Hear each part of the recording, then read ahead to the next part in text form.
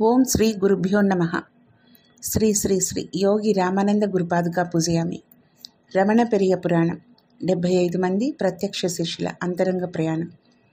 శ్రీ రమణ మహర్షి శిష్యుల్లో ఒకరైనటువంటి SS Cohen గురించి ఈరోజు మనము తెలుసుకుందాం. ఎస్ఎస్ కోహెన్ అంటే పూర్తి పేరు సులేమాన్ శామ్యూల్ కోహెన్. భగవాన్ వద్దకు వచ్చిన అత్యంత మేధావంతుల్లో ఇతను కూడా ఒకరు. ఇరాకుకు చెందిన ఈయన యూదు మతస్థుడు.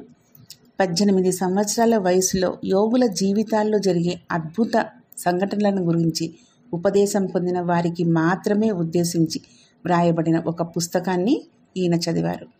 సత్యాన్ని అన్వేషించాలనే దృఢ నిశ్చయంతో ఉన్న ఈయన తన జీవితాన్నే మార్చివేయగలిగిన ఆధ్యాత్మిక మహాపురుషునికై అన్వేషించి అటువంటి వాణిని కలుసుకోవడానికై తన సర్వస్వాన్ని త్యజించాలని భావించారు.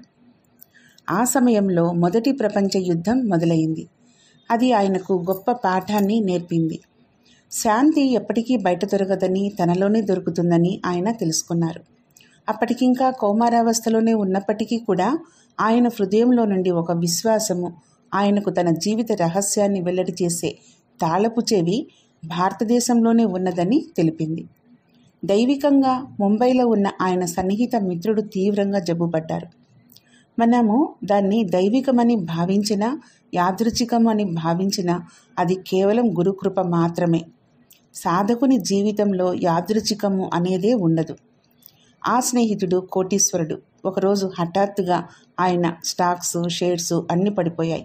కొద్ది కాలంలోనే ఆయన సర్వ సంపదలు కోల్పోయి బికారిగా వీధుల్లో మిగిలారు. ఆయన తీవ్రంగా కృంగిపోయారు. ఆయన విశ్వసించదగినటువంటి తన స్నేహితునికి లేఖ రాశారు. తనకు ఎంతో మేలు చేసిన ఆ గ్రంథము నిరాశతో కృంగిపోయిన తన మిత్రుడు కూడా చదవాలని ఆయన అనుకున్నారు.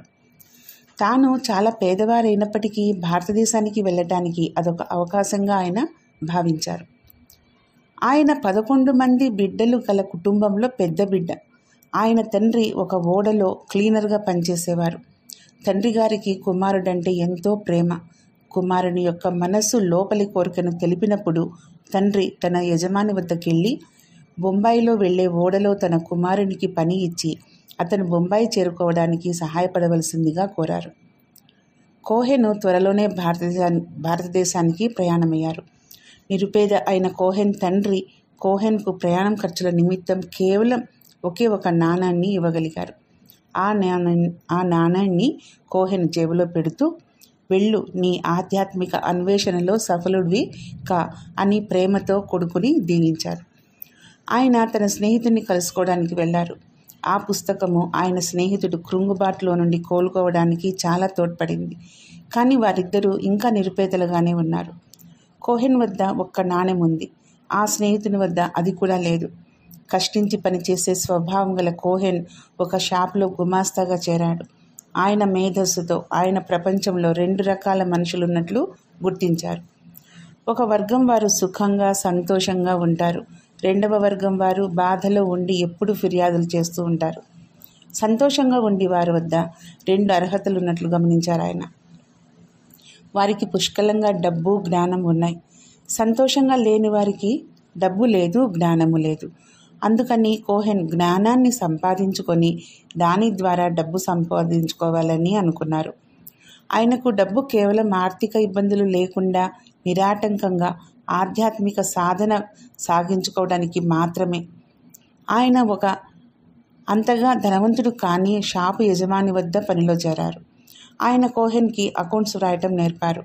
కోహెన్ ప్రతిభాశాలి అని గుర్తించి తన అకౌంట్స్ మొత్తము ఆయనకు అప్పచెప్పేశారు షాప్ యజమాని. అంతేకాక చుట్టుప్రక్కల షాపుల యజమానులకు కూడా ఆయన గురించి సిఫారసు చేశారు. కోహెన్ వారి అకౌంట్స్ చూడటం మొదలుపెట్టారు. అచిరకాలంలోనే ఒక మంచి అకౌంటెంట్గా ఆ చుట్టుప్రక్కల ఆయన పేరు తెచ్చుకున్నారు. ఇదిలా ఉండగా కృంగుబాటులో నుండి కోహెన్ సాయంతో బయటపడ్డ స్నేహితుడు థియోసోఫికల్ సొసైటీలో సభ్యుడిగా చేరారు. బొంబాయిలో జరిగే ఆ సంస్థ సమావేశాలన్నింటికీ కోహెన్ను తీసుకొని వెళ్ళసాగారు. అక్కడ ఆ సంస్థ అధ్యక్షురాలైన అనీ బిసెంట్ని ఆయన కలిశారు. ఆమె సునిశ్చిత మేధస్సు, చేసే పని పట్ల పూర్తి అంకిత భావం, పనులను చక్కగా సమర్థవంతంగా చేయటం చూసి ఆయన ఆకర్షితులయ్యారు. అప్పటికే కొన్నిసార్లు ఆమెతో ఆయన వ్యక్తిగతంగా సమావేశమై ఉన్నారు. ముంబైకి వచ్చినప్పుడల్లా అకౌంట్స్ విషయంలో సాయపడటానికి అకౌంటెంట్ కోసం వెతుక్కుంటున్నారు అని విసెంట్ ఆమె కోహెన్ను అకౌంట్స్ చూడటంలో సాయపడమని కోరారు. ఆమె కోహెన్ పనితనం చూసి సంతృప్తి చెంది ఆయన్ని చెన్నైలో ఉన్న తమ సంస్థ హెడ్ క్వార్టర్స్కి తీసుకుని వెళ్లారు. కోహెన్ అక్కడ 5 సంవత్సరాలుండి ఆ సమయాన్ని పూర్తిగా సద్వినియోగపరుచుకున్నారు. చెన్నైలోని థియోసోఫికల్ సొసైటీలోని లైబ్రరీ భారతదేశంలోని అతిపెద్ద గ్రంథాలయాల్లో ఒకటి. అక్కడ ఆయన వేదాంతానికి సంబంధించినటువంటి పుస్తకాలను, ఇతర ఆధ్యాత్మిక గ్రంథాలను చదివారు. దైవము ఈ విధంగా మనల్ని నడిపిస్తారు. మహాత్ముడు చెప్పినట్లు నువ్వు దైవము ఒకవైపు ఒక అడుగు వేస్తే ఆయన నీ వైపు 9 అడుగులు వేస్తారు. నేను 5 సంవత్సరాల పాటు భగవాన్కి అంత దగ్గరలో ఉండి కనీసం ఆయన గురించి వినను కూడా లేదు అని కన్నీటి పర్యంతరమవుతూ చెప్పారు ఆయన. ఆ రోజుల్లో వేల మైళ్ళ దూరాన ఉన్న ఆయన స్నేహితుడొకరు పోస్టులో ఆయనకు ఒక పుస్తకాన్ని పంపారు. అదే ఆయన జీవితాన్ని మలుపు తిప్పింది. ఆ పుస్తకము పాల్ బ్రంటన్ రాసిన గుప్త భారతదేశంలో నా అన్వేషణ అనే పుస్తకం. ఆ పుస్తకంలో ఎందరో మహాత్ముల గురించి వ్రాయబడినప్పటికీ చాడ్విక్ను వలె ఈయనను కూడా రమణ మహర్షిని గురించి వ్రాసిన 3 అధ్యాయాలు మాత్రమే ఆకర్షించాయి. ఆయనే నీ సద్గురువు అని ఆయన అంతర్వాణి చెప్పింది. ఆయన తన సామాను సర్దుకొని 7,000 రూపాయల నిల్వతో తిరువన్నామలైకి బయలుదేరారు. పాశ్చాత్యుల దుస్తులను ధరించి 1936 ఫిబ్రవరిలో ఆయన రమణాశ్రమానికి వచ్చారు. ఆయన భోజనశాలలోనికి ప్రవేశపెట్టబడ్డారు. అప్పుడే ఉదయపు పలహారం చేస్తున్న భగవాన్ తలపైకి ఎత్తకుండానే దయచేసి వచ్చి పలహారం తినండి అన్నారు. ఆ సంఘటన గుర్తు చేసుకున్నప్పుడు కోహెన్ కళ్ళనీళ్ల పర్యంతరమయ్యారు. అదే నా ఆధ్యాత్మిక యాత్రకు మొదలు చివర కూడా అంటారు ఆయన. లోనికి వెళ్ళిన కౌపినధారి అయిన భగవాన్ను చూడగానే మానవ రూపం ధరించిన సత్యాన్ని తాను చూసినట్లు అనిపించి పారవస్యంలో మునిగారాయన. కోహెన్ ఇంకా పారవస్యంలో మునిగి ఉండగానే భగవాన్ తన ఉదయపు వాక్యాలకి వెళ్ళిపోయారు. భగవాన్ తిరిగి వచ్చి పాత హాల్లోకి ప్రవేశించగానే కోహెన్ వెళ్ళి తన గురువుగారి ఎదుట కూర్చున్నారు. ఆయన లోపల నుండి పెళ్ళుబికి వచ్చే భావతరంగాలు ఆధ్యాత్మిక పారవస్యంలా రూపుదాల్చాయి. కోహెన్ ఇలా అన్నారు, నేను ఒక్కడినే భగవాన్తో పాటు హాల్లో ఉన్నాను. సంతోషము, శాంతి నన్ను ఆవరించాయి. ఇంతకు ముందెన్నడూ కూడా కేవలం ఒక వ్యక్తి సన్నిధిలో ఉన్నంత మాత్రాన అంత పవిత్రతను అనుభవించడం అనేది నాకు జరగలేదు. అప్పటికే నా మనస్సు భగవాన్ ఎడల ధ్యానంలో మునిగిపోయి ఉంది. భగవాన్ని ఒక శారీరకంగా అని భావించలేదు. అది ఎంత అందమైన శరీరమైనా సరే ఆ శరీరాన్ని భగవాన్గా భావించలేదు. ఆ సత్యమే తన ఉనికిని ప్రస్ఫుటంగా తెలియజేస్తున్నట్లుగా అనిపించింది. కొంతసేపటికి నేను పరిసరాల గురించిన ఎరుకలోకి వచ్చేసరికి నా వైపే లోనికి చొచ్చుకుపోయే చూపుతో, పెద్ద కళ్ళతో, మనసుకు ఊరట కలిగించే చిరునవ్వుతో, పసిపాప వంటి అమాయకత్వంతో భగవాన్ నాకు కనిపించారు. ఈ విధంగా కోహెన్ దొరికిపోయారు. భగవాన్ ఎదురుగా కూర్చొని పూర్తిగా బాహ్యాన్ని మర్చిన కోహెన్ తాను ఇంకా దుస్తులు మార్చుకోలేదని గుర్తించారు. గురువుగారికి ఇవ్వటానికి తెచ్చిన పండ్లను సూట్ కేసులో పెట్టడం గుర్తుకు వచ్చింది ఆయనకి. సూట్ కేసు తాళాల కోసం జేబులో వెతుకుతుంటే దొరకలేదు. అదే ముసుగులోని అదృష్టంలాగా అనిపించింది. ఏం చేయాలో తెలియక కన్నులు మూసుకొని కూర్చున్న తరుణంలో ఉన్నట్లుండి తాళాలు తన వడిలో పడినట్లు అనిపించింది. రామస్వామి పిళ్ళై అనే భక్తుడు ఆశ్రమం పని మీద స్టేషన్కి వెళ్లారు. ఒక ప్రయాణికుడు స్టేషన్ మాస్టర్కు తాళం జేబుల గుర్తునిచ్చి ఒక విదేశీయుడు కూర్చుని వెళ్ళిన సీటులో అవి పడి ఉన్నాయని చెప్పి బహుశా మీరు వీటిని అతనికి అందజేయగలరు అని చెప్పి వెళ్లారు. స్టేషన్ మాస్టర్ వాటిని రామస్వామి పిళ్ళైకి ఇచ్చారు.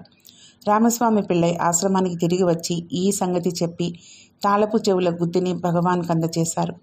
భగవాన్ కోహెన్ వైపు చూపిస్తూ ఈ తాళపు చెవులు ఎవరివి, తప్పకుండా ఆయనవే అన్నారు. రామస్వామి పిళ్ళై వాటిని కోహెన్ వడిలో పడేశారు. ఇది భగవాన్ చేసిన అద్భుతం కాని అద్భుతం. కోహెన్ తన జీవిత రహస్యాన్ని తెలియబరిచే తాళం చెవి భారతదేశంలో దొరుకుతుందని ప్రయాణం మొదలుపెట్టారు. దాన్ని కనుగొన్నట్లుగా ఆయనకు రూఢి అయింది. అప్పుడు రమణాశ్రమంలో ఉంటున్న పాల్ బ్రంటన్కి కోహెన్ ఒక లేఖ తెచ్చారు. పాల్ బ్రంటన్ కోసం గదులన్నీ వెతుకుతుండగా ఒక గదిలో పాశ్చాత్యుడొకరు మేజాబల్ల వద్ద కూర్చొని ఏదో పుస్తకం చదువుతుండటం చూశారు. ఆయన్ను బ్రంటన్గా భావించి బ్రంటన్ గారు శుభోదయం అని పలకరించారు. ఆ పాశ్చాత్యుడు, నేను బ్రంటన్ను కాను, నేను మేజర్ A.W. చాడ్విక్ను అని చెప్పారు. అప్పటికప్పుడే వారిద్దరూ కూడా మిత్రులైపోయారు. చాడ్విక్ చెప్పారు, పాల్ బ్రంటన్ చాడ్విక్లతో కోహెన్ సమావేశమై ఆ చక్కని సత్సంగంలో గంటల తరబడి సద్గురుని గూర్చి మాట్లాడుకొని కొన్ని సందేహాలను తీర్చుకోవడానికి ప్రయత్నించారు. పాల్ బ్రంటన్, కోహెన్ ఇద్దరు మేధావులే. ఫలితంగా ఇద్దరి మధ్య తీవ్ర వాగ్వివాదం జరిగింది. బ్రహ్మచర్యం గురించిన చర్చ అది. పాల్ బ్రంటన్కి ఆధ్యాత్మికతకు బ్రహ్మచర్యంతో పని లేదని అభిప్రాయం. ఆధ్యాత్మిక సాధకుడికి బ్రహ్మచర్యం అత్యంత ఆవశ్యకమైనదని కోహెన్ అభిప్రాయం. సాధకులకు సాత్వికాహారము, బ్రహ్మచర్యము, సత్సంగము సహకరిస్తాయని కోహెన్ అభిప్రాయం. దాన్ని బ్రంటన్ అంగీకరించలేదు.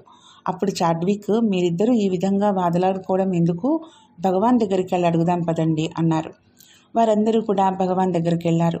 చాడ్విక్ భగవాన్, ఆధ్యాత్మిక సాధకులకు బ్రహ్మచర్యం అవసరమా అని అడిగారు. భగవాన్ ఎప్పుడు సమస్యకు సమాధానం ఇవ్వకుండా సమస్యనే తొలగించేవారు. బ్రహ్మాన్ని వీడకుండా ఉండటమే బ్రహ్మచర్యం. బ్రహ్మచర్యం అనే పదమే మీరు బ్రహ్మం నుండి వైదొలగకూడదని సూచిస్తోంది. నేను లేదా అహం అనే దాని నుండి విడివడకుండా ఉండడమే ఆధ్యాత్మిక సాధకులకు అత్యంత ఆవశ్యకమైంది అన్నారు భగవాన్. అసలు సమస్యనే తొలగించి వేసిన భగవాన్ సమాధానం విన్న కోహెన్ భగవాన్ బోధలన్నింటినీ చదవాలని అనుకున్నారు.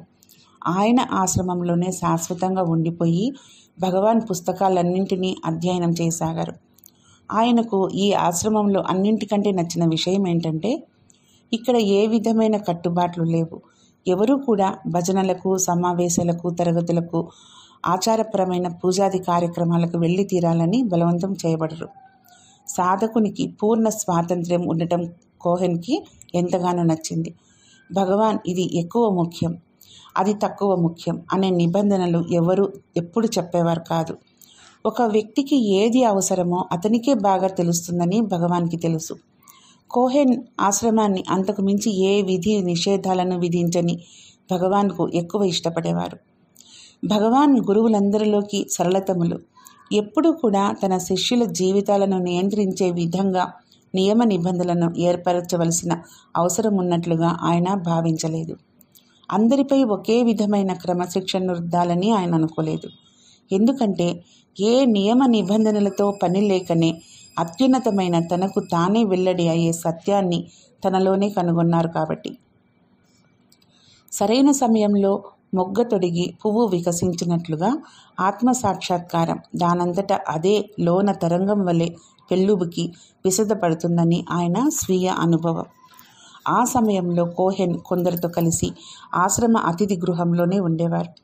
తాను సాధన చేసుకోవడానికి అవసరమైన ఏకాంతము రద్దీగా ఉండే ఆ గదిలో దొరకదని భావించి భగవాన్ వద్దకెళ్ళి ఆయన, భగవాన్, నేను సాధన కొనసాగించడానికి ఆశ్రమం బయట ఒక కుటీరంలో ఉండవచ్చునా అని అడిగారు. భగవాన్ ఆమోదాన్ని పొంది పల్లాకొత్తులో ఒక గుడిసె వేయించుకున్నారు ఆయన. కోహెన్ తీవ్రమైన ఆస్తమా పేషెంటు కనుక ఆ గుడిసె తడి ఆరే వరకు అందులోకి వెళ్ళవద్దని, ఆరే వరకు వేచి ఉండమని భగవాన్ సలహా ఇచ్చారు. తాను ఆస్తమా పేషెంటునని భగవాన్కి ఎలా తెలుసా అని ఆశ్చర్యపోయారాయన. తన గృహప్రవేశ ఉత్సవానికి భగవాన్ను, ఇతర భక్తులను ఆహ్వానించారు. భగవాన్ కోహెన్ కుటీరంలోకి ప్రవేశించినప్పుడు తనకు కుర్చీ కానీ మరి ఏ ఇతర ఆసనం కానీ తెప్పించవద్దని భగవాన్ కోహెన్తో అన్నారు. ఆయన అందరితో పాటు నేలపై చాప మీద కూర్చున్నారు. ఆ ఉత్సవం పూర్తయిన తర్వాత భగవాన్ వెళ్ళిపోతున్న సమయంలో కోహెన్ ఆయన్ను అనుసరించి భావోద్రేకంతో ఆయన్ని ఇలా ప్రార్థించారు. భగవాన్, ఈ శరీరానికి గృహాన్ని ఇచ్చారు. నా ఆత్మకు కూడా శాశ్వతమైన స్థానాన్ని దయచేసి ఇస్తారా? దీన్ని కొరకే నేను కుటుంబాన్ని, అన్ని ప్రాపంచిక వ్యవహారాలను వదిలి ఇక్కడికి వచ్చేసాను అన్నారు. భగవాన్ నడుస్తూనే కొంత తడవాగి తర్వాత కోహెన్ వైపు తిరిగి, కోహెన్, నీ దృఢమైన విశ్వాసమే నిన్నక్కడికి తీసుకొచ్చింది. ఇంకా సందేహానికి తావేది అన్నారు. తన 7,000 రూపాయల నిల్వధనం పైన వచ్చే స్వల్పమైన వడ్డీనే ఆయన ఆదాయం. పల్లాకొత్తులో ఉంటుండగా కొద్దిగా అన్నాన్ని, ఏదో ఒక కూరను వండుకొని భగవాన్ సన్నిధిలో ఉండుటకు ఆశ్రమానికి వెళ్ళిపోయేవారు. కేవలము మధ్యాహ్న భోజన సమయానికి ఆయన ఇంటికి వచ్చేవారు. తన జీవితం మొత్తంలో ఏనాడు కూడా రుచికరమైన భోజనం పట్ల తాను ఆకర్షితుడు కాలేదని కోహెన్ నాతో చెప్పారు. కేవలం ఆకలిని తీర్చుకోవడానికి ఆయన భోంచేసేవారు, కానీ రుచులతో జిహ్వను తృప్తిపరచడానికి కాదు. ఒకసారి ఒక సంపన్నుడు చాలా గొప్ప విందు భోజనాన్ని రమణాశ్రమంలో ఏర్పాటు చేశారు. కోహెన్ ఆ విందుకు ఆహ్వానించబడలేదు. తాను వండుకున్న కొద్దిపాటి సాదాసీదా భోజనాన్ని తినడానికి కుటీరానికి వెళ్ళినప్పుడు మొదటిసారిగా ఆహారం గురించి ఆయన బాధపడ్డారు. అంతకు ముందు కానీ ఆ తర్వాత కానీ ఆహారాన్ని గురించి ఆలోచించలేదని కోహెన్ నాతో అన్నారు. కానీ ఆ రోజు మాత్రం అక్కడ అందరూ అంత గొప్ప విందు భోజనాన్ని ఆరగిస్తూ ఉంటే ఇక్కడ నేను ఈ చాలీచాలని అన్నాన్ని తినవలసి వచ్చింది కదా అని ఆయన చాలా బాధపడ్డారు. ఆ మధ్యాహ్నం భగవాన్ అటుగా వెళ్తూ కోహెన్ని భోజనం చేశారా అని అడిగారు. కొద్దిగా అన్నము కూర తిన్నాను అన్నారు కోహెన్. భగవాన్ ఇలా అన్నారు, అన్నము కూరనా? చాలా గొప్ప విషయం. నేను విరూపాక్ష గుహలో ఉన్నప్పుడు రోజుల తరబడి ఏ విధమైన ఆహారము ఉండేది కాదు. కొన్ని రోజులు ఎవరైనా కొద్దిగా అన్నం తెచ్చేవారు. నేను ఆ అన్నానికి నీటిని చేర్చి ఉప్పు కూడా లేకుండా తినేవాడిని. మీకు అన్నము కూర ఉప్పు అన్నింటినీ మించి పెరుగు లభిస్తున్నాయి. ఆ రోజు తర్వాత తిరిగి ఎన్నడూ నేను ఆహారాన్ని గురించి ఆలోచించలేదు. గురువుగారితో కలిసి జీవించడంలో ఉండే ప్రయోజనము ఇదే. ప్రతి లోపము వేరుతో సహా తొలగించబడుతుంది. గురువుగారితో జీవించడమే గొప్ప ఆధ్యాత్మిక సాధన. ఆయన పగలంతా భగవాన్తో ఉండేవారు. కొన్నిసార్లు రాత్రిళ్ళు కూడా గురువుగారితో ఉన్నప్పుడు ఆయన ఆధ్యాత్మిక శక్తిని నీవు గ్రహించాలి. రాత్రిపూట కొద్దిమంది మాత్రమే తీవ్ర సాధకులు ఉన్నప్పుడు భగవాన్ పురాతన కాలానికి చెందిన మహర్షులను గురించి మహాత్ములను గురించి పురాణ గాథలను మాకు చెప్తుండేవారు. భగవాన్ మాట్లాడుతున్నా కూడా మౌనంగా ఉన్న ఆయన సన్నిధి ఆధ్యాత్మిక శక్తితో నిండి ఉండేది. మేము ఆయన వంక చూస్తూ ఆ ఆధ్యాత్మిక శక్తిలో మునిగిపోవడానికి ఇష్టపడేవారం. సద్గురువుతోటి అంత సన్నిహితంగా ఉండటం అప్పటి తన ఆధ్యాత్మిక స్థితికి ఎంతో ఉపయోగకరంగా ఉండేదని ఆయన చెప్పారు. అది ఎలా ఉపయోగపడేది అని నేను అడిగా. మూర్ఖమైన ఆశలపై శక్తిని వృధా చేయటం, కృత్రిమమైన విలువలకు ప్రాముఖ్యత ఇవ్వడం, వ్యర్థమైన విలువలేని ఆశయాలు పెట్టుకోవడం వంటి తెలివి తక్కువ పనుల వల్ల హృదయానికి అయిన గాయాలను ఆ శక్తి నయం చేసేది. భగవాను తన అనుగ్రహాన్ని నాపై వర్షించేవారు. నేను అంతకుముందు అనుసరిస్తున్న పద్ధతులను విడిచి నేను ఆశలు పెట్టుకున్న నమ్మకాలన్నింటినీ వదిలివేసి ఆధ్యాత్మికంగా ఆకలిగొన్న నాకు మార్గం చూపమని, ఎటువంటి అరమరికలు లేకుండా, ఏ షరతులు దాపరికాలు లేకుండా పూర్ణ శరణాగతి పొందాలని గాఢమైన తపన అకస్మాత్తుగా నన్ను ముంచేసింది. ఆ క్షణాన్ని నా ప్రారబ్ధ కర్మని, నా సర్వస్వాన్ని నా సద్గురువు భగవాన్ రమణ మహర్షి చేతుల్లో పెట్టేశాను. 3 సంవత్సరాల కఠోరమైన సాధన జరిగిపోయింది.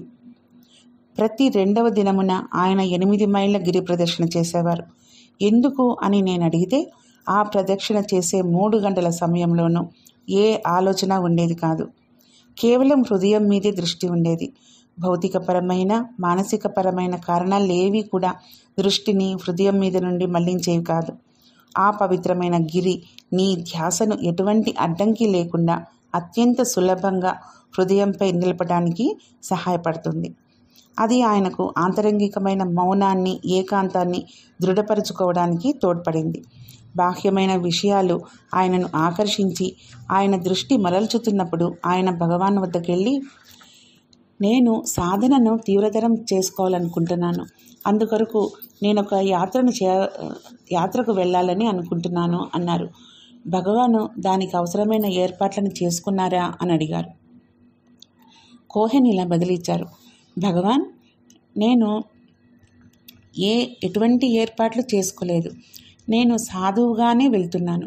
నేను భారతీయుడి వల్లే దుస్తులు ధరిస్తాను. శాకాహారాన్ని భుజిస్తాను. ఆలయాలు, పవిత్రమైన ప్రదేశాలు దర్శిస్తాను. ఏకాంతంలో ఉంటూ నా ధ్యాసను హృదయంపై నిలిపి ఉంచుతాను అన్నారు. కోహెన్ దక్షిణ భారతదేశమంతా దర్శించారు. ఎన్నో ఆలయాలను ఆయన దర్శించారు. మారిస్ ఫ్రిడ్మన్ వలె కోహెన్ కూడా లోతుగా తరచి ప్రశ్నిస్తూ ఆధ్యాత్మిక సాధనలో హేతుబద్ధమైన వైఖరిని పాటించేవారు. మొదటగా ఆయన మేధావి, మేధస్సు మనస్సు యొక్క నేత్రం కాబట్టి అది సాధకునికి ఆత్మను గురించి ఖచ్చితమైన పరిపూర్ణమైన పరిజ్ఞానాన్ని పొందటానికి తోడ్పడుతుంది. కానీ అది ఎన్నటికీ అనువంతైన అనుభవాన్ని రుచి చూపించలేదు. ఆ సమయంలో సాధకుడు నిరాశ నిస్పృహలకు లోనవుతాడు. అతడు మహా అయితే శూన్యాన్ని అనుభవించగలడు. అందువలన అతనిలో ఒక రసహీనమైన స్థితి కలుగుతుంది.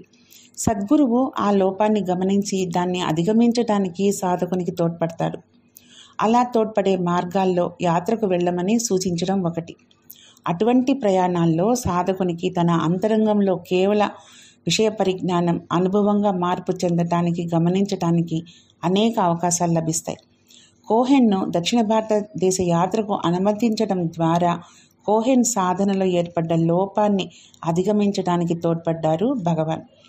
ఇది కోహెన్ ఆధ్యాత్మిక జీవితంలో గొప్ప మార్పును తీసుకొచ్చింది.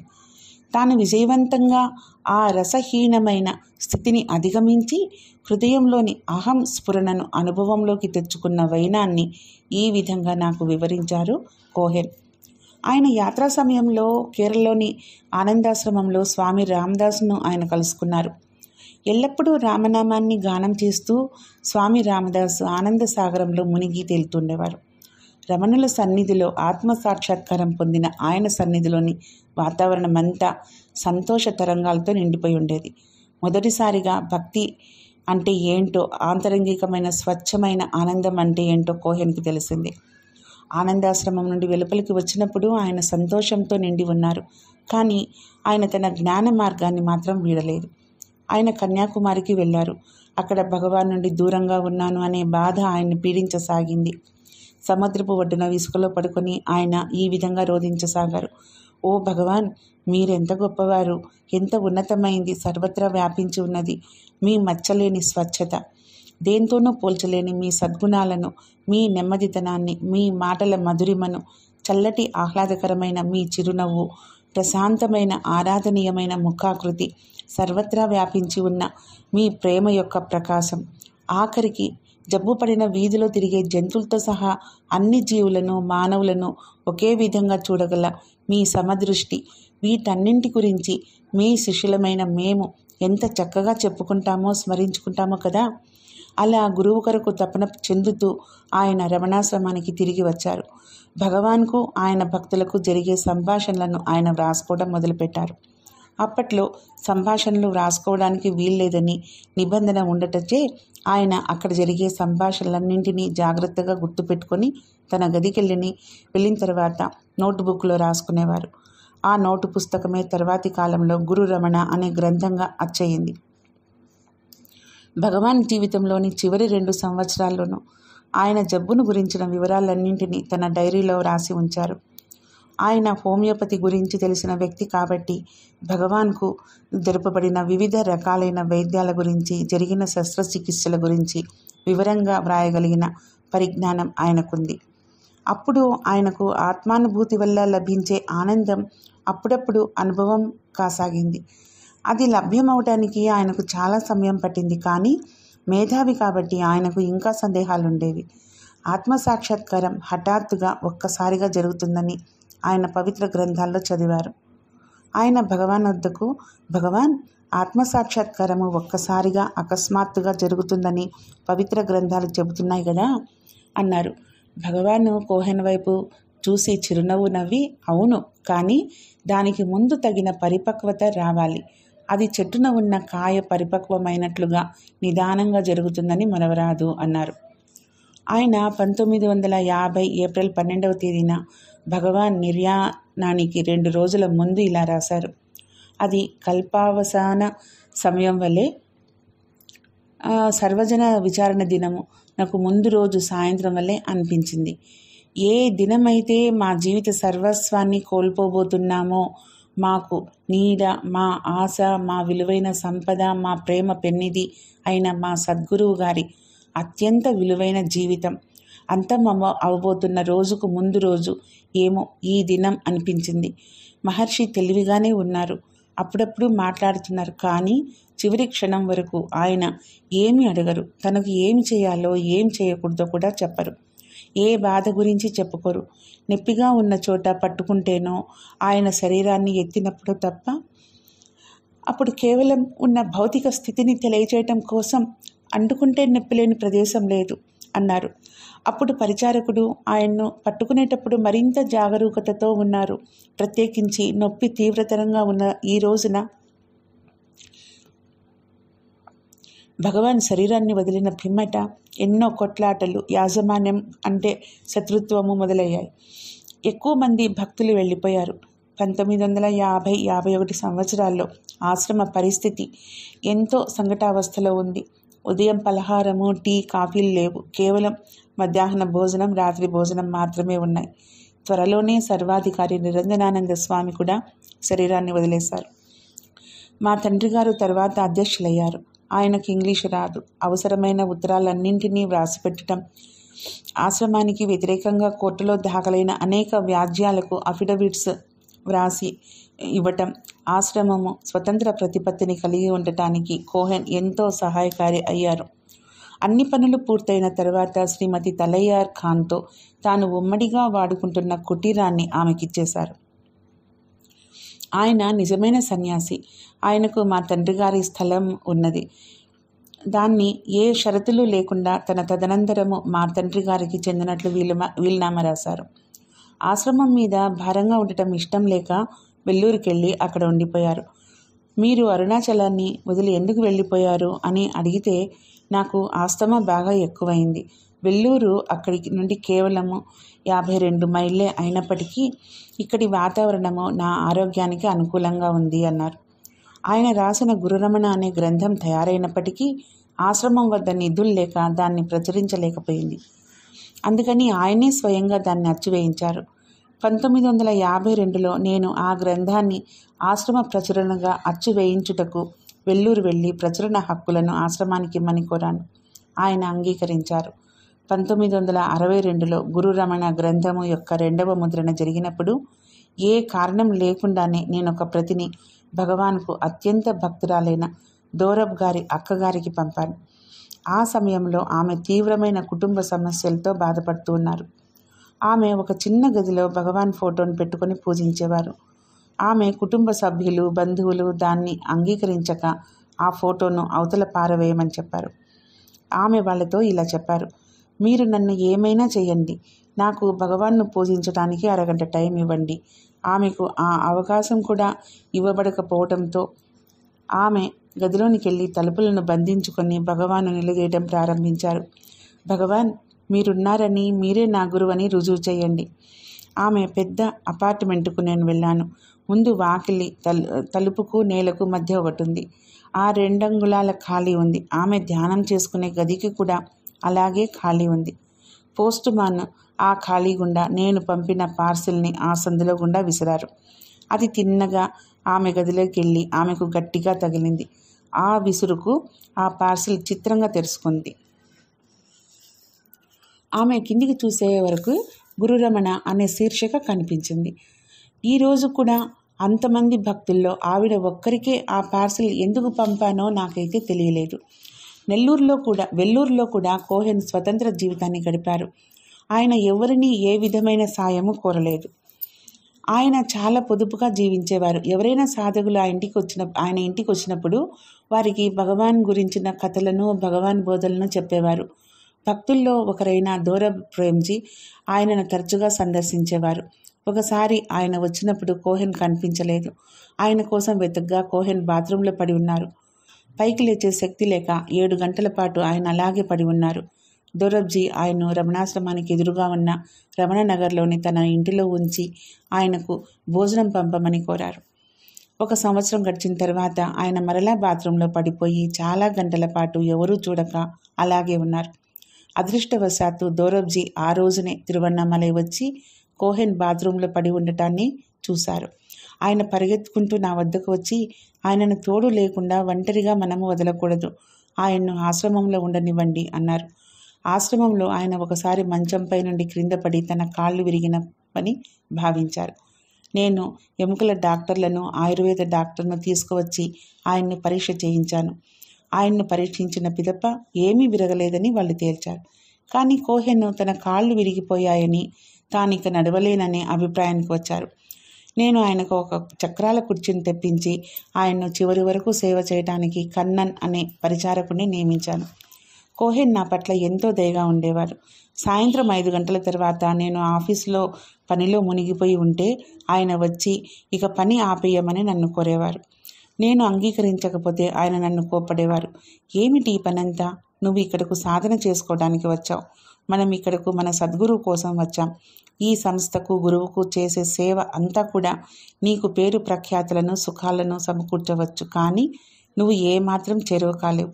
మేలుకో గణేశన్, నేను మేలుకున్నట్లు మేలుకో. నేను చాలినంత సేవ చేసి ఏకాంతంలోకి వెళ్ళిపోయాను. నువ్వు కూడా ఏకాంతంలోకి వెళ్ళు, సాధనలోకి ఉరుకు. ఆయన తరచుగా నాతో ఇలా చెప్తూ ఉండేవారు. ఈ ఊహాత్మకమైన నమ్మకాలతో భ్రమలో ఉండద్దు. నువ్వేదో ఆశ్రమానికి సాయపడుతున్నాననో, గురువుకు సేవ చేస్తున్నాననో భావించవద్దు.